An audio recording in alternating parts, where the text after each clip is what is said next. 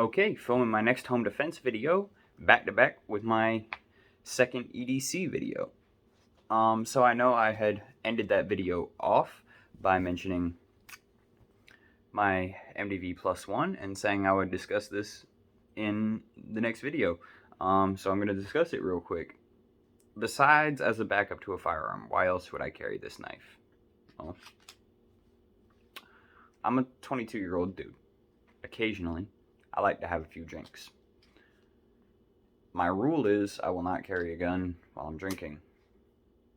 But I always like to have something with me.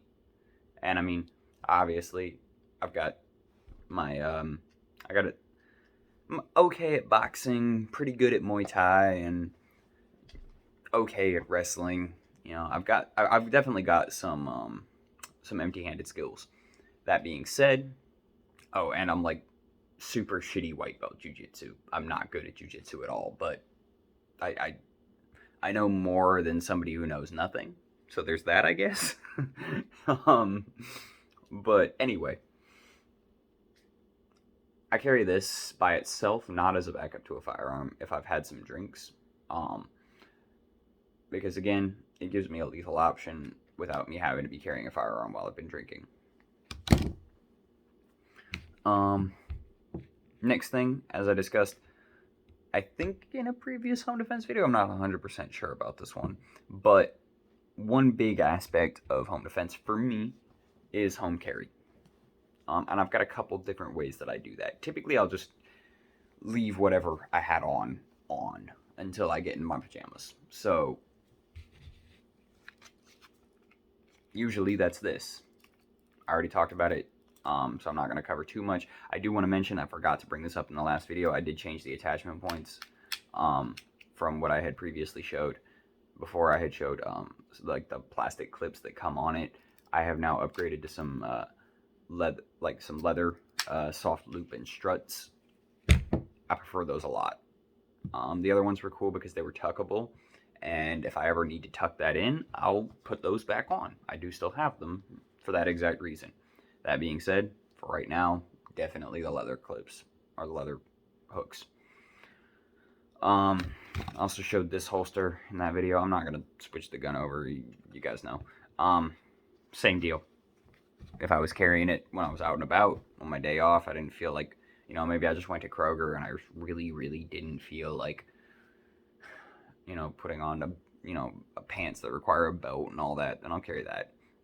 And if I'm just hanging out around the house all day, it's almost guaranteed in that, because I think that having it, you know, where I can do that, or, you know, where I'd be able to defend someone trying to take it away from me, I think those things are less important for home defense, because most likely what would happen is, you know, like if it's a home carry thing, if that's what's helping me out, most likely what's happening is someone busts in that door, and I just have to.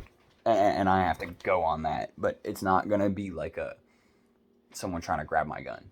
I don't have to worry about that for home defense. Hence, pocket carry playing a bigger role in home defense than it does in, like, concealed carry every day. I try and carry on the belt whenever possible. Occasionally, I say fuck it and put it in the pocket because, you know, I'm not going anywhere dangerous, and I'm tired and lazy, and, you know, at least I have something with me, even if it's not the ideal setup. And then the other thing, I'm gonna go ahead and clear it out.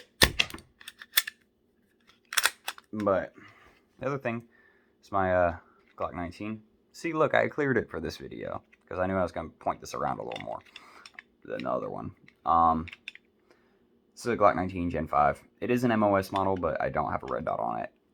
I have changed out the iron sights. I'm pretty sure I showed that in a previous video. I've also changed out this light. It was a Balder Mini S or a Balder S Mini or something like that from Olight. It is now a Streamlight TLR7. You can see right there. And still does that, which is what I needed to do. And And you know, if we put like into a section where it's a little darker, let's see.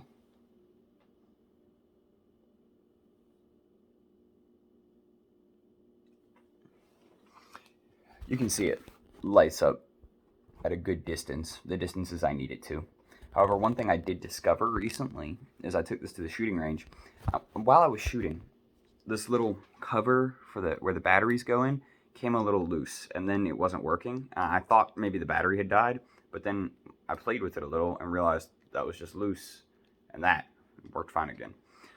That is a little concerning.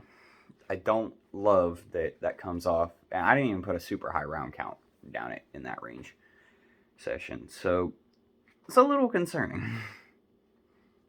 That being said, I think it's probably about 150 rounds, maybe a little bit more, maybe a little bit less, give or take, you know. Put 200 rounds downrange total, but some of them were through the SIG. I